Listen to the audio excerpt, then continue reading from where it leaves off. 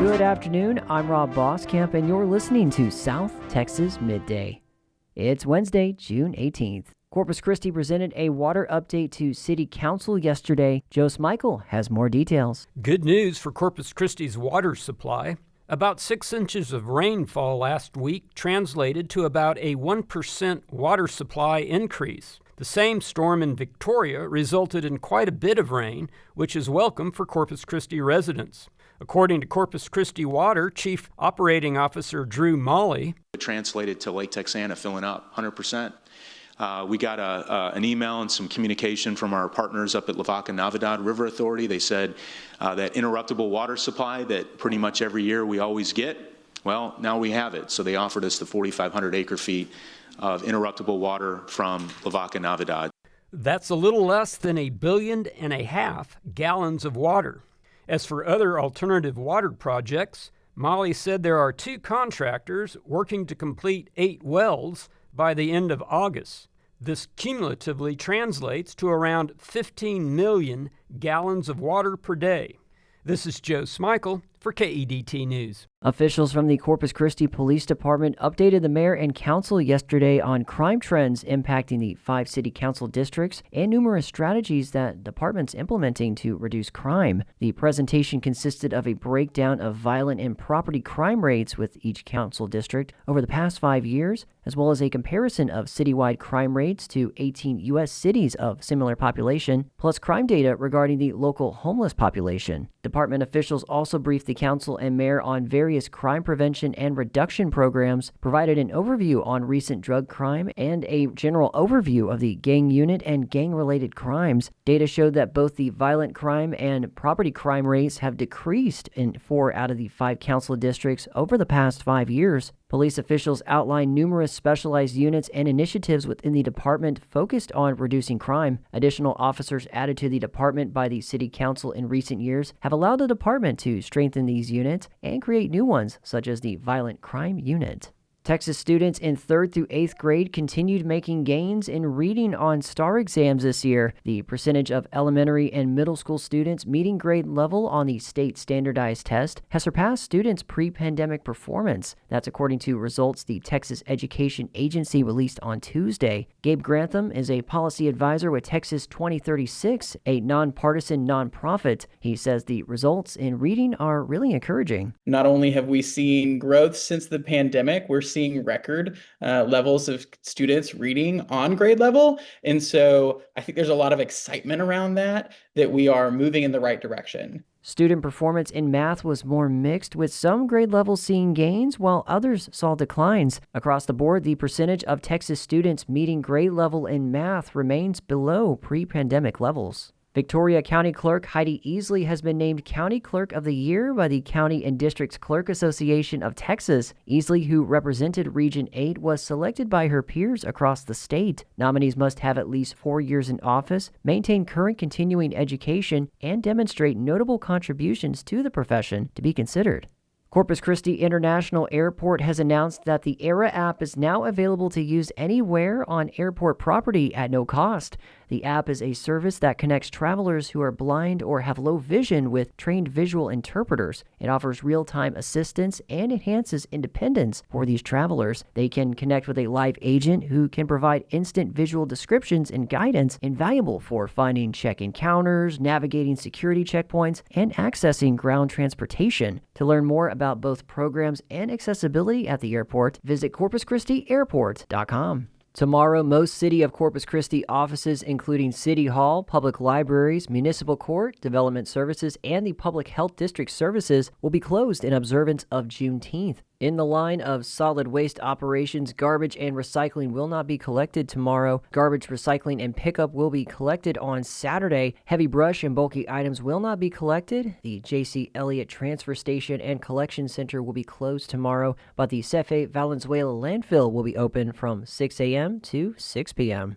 Governor Greg Abbott says he's still on the fence about whether he'll sign or veto a bill that would ban consumable products containing THC, the psychoactive compound found in cannabis. Houston Public Media's Andrew Schneider looks into why, as well as what might happen if Abbott decides to veto the bill. Abbott is under competing pressures on how to act on Senate Bill 3. Lieutenant Governor Dan Patrick is leaning on him hard to sign it, while the multi-billion-dollar hemp industry is pushing just as hard for a veto. Catherine Neal Harris is a drug policy fellow at Rice University's Baker Institute. If he were to veto it, there would certainly be a lot of pressure then to request the legislature to come back and look at the issue again and pass something that's a bit more moderate. Harris says that if Abbott were to veto the bill and not call a special session to deal with THC, that would leave the state without age restrictions or product quality control on THC for at least another 2 years. I'm Andrew Schneider in Houston. The Texas General Land Office has released community development block grant funds to Calhoun County. According to county officials, the funds will support flood and drainage system improvements in the Crestview, Hackberry, Port Alto, Seacrest, and Schick Point communities. Calhoun County advises residents that representatives from KSBR and GrantWorks, Inc. will be in those areas beginning June 23rd to survey households. Residents are encouraged to ask for formal identification and verify the survey team by contacting the county's judge office at 361-553-4600, Katie Sellers at 903-243-0481, or Veronica Pata at 817-856-9021. The food bank Rio Grande Valley helped fight hunger yesterday, kicking off with a big giveaway. They gave away 1,000 loaves of Mrs. Baird's bread as part of their Fighting Texas Hunger campaign. The food bank and Mrs. Baird's has been teaming up for this project for the last 4 years. For every loaf of Mrs. Baird's sold, the company will donate 1 loaf to the food bank, and they'll match up to 11,000 loaves of bread. The food bank will also have QR codes at participating stores so shoppers can donate online.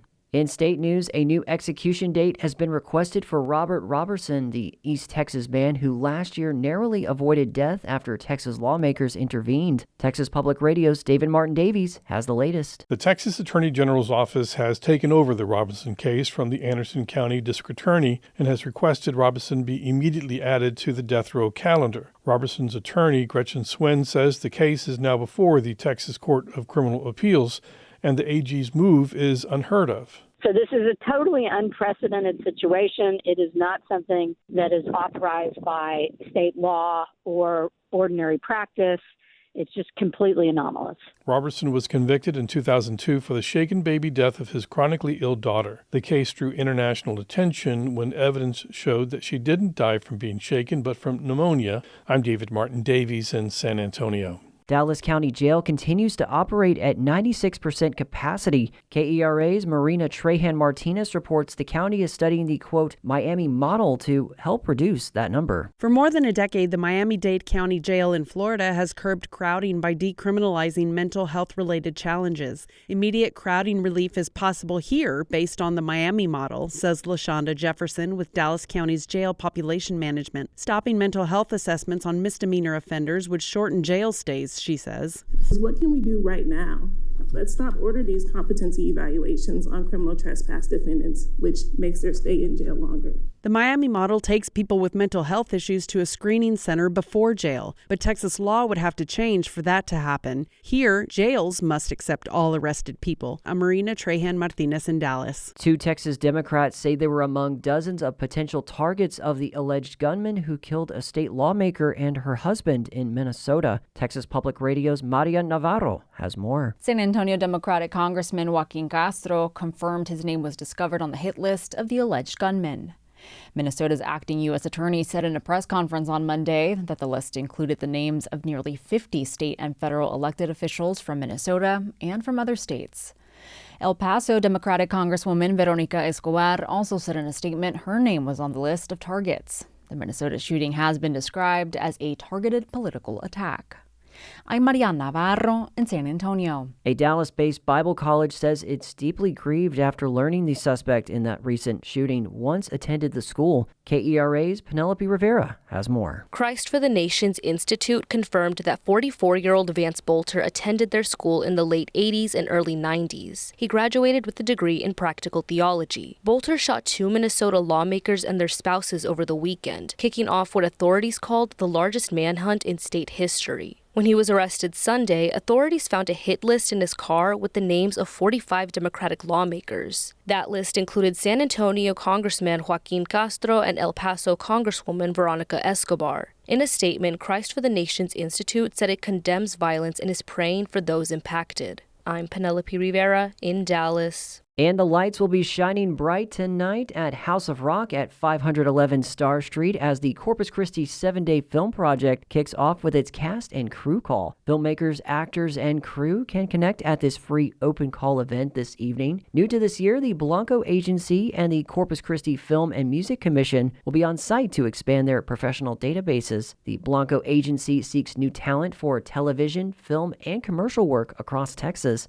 Corpus Christi Film and Music Commission aims to build a database of local actors, crew, and filming locations. Participation in CC7D is not required to attend the event. Anyone with creative skills or a film-friendly location is encouraged to stop by and get listed. And that is the latest news and information on South Texas Midday. I'm Rob Boskamp. Your community arts calendar and more is on the way.